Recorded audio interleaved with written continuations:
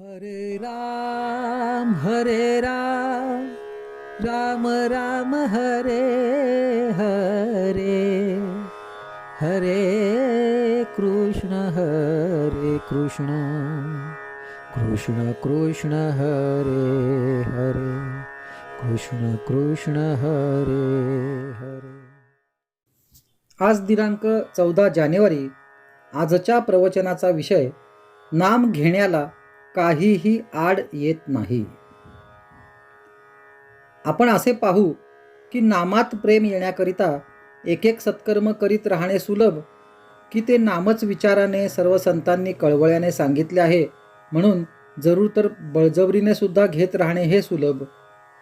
समजा एक यंत्र आहे, त्यात पुष्कळ चक्रे आहेत आणि ते यंत्र चालू करण्याचा हेतू धरला आहे। आता एखाद्याने त्यातले एखादेच चक्र चालू करू म्हटले तर ते चालू होईलच असा भरवसा नाही, पण त्या सर्व चक्रांचा संबंध असणारी कळ आपण दाबली तर मात्र बिनतक्रार आणि अत्यंत अल्प प्रयासाने ते यंत्र सहज चालू करता येईल। त्याप्रमाणे नाम ही कळ जर धरली तर सत्कर्मरूपी सर्व चक्रे एकदम फिरू लागून आपले काम निश्चितपणे आणि सुलभपणे होईल। म्हणून हमखास आणि सहज रीतीने काम व्हावे अशी ज्याची इच्छा असेल त्याने कशाही रीतीने का होईना नाम घ्यायला लागावे। नाम घ्यायचे एकदा पक्के ठरविले म्हणजे काहीही आड येत नाही। व्यवहारात आपण पाहतोच की एखादी गोष्ट समर्थनीय नसली तरी करायचा निश्चय केला की मनुष्य ती करतोच। मग नाम घेण्याचा जर निश्चय केला तर का नाही होणार? काहीही केले तरी शेवटी नामाशिवाय गत्यंतर नाही, तर मग ते घेण्यात विलंब किंवा चालढकल करण्यात काय अर्थ आहे? म्हणून कोणत्याही तऱ्हेच्या शंका कुशंका न घेता कशाही तऱ्हेने पण नाम घेत राहावे हे उत्तम। म्हणजे विनाकारण काळ फुकट घालविला अशी पश्चातापाची पाळी येणार नाही। जग हे अनेक मोहक वस्तूंनी भरले आहे।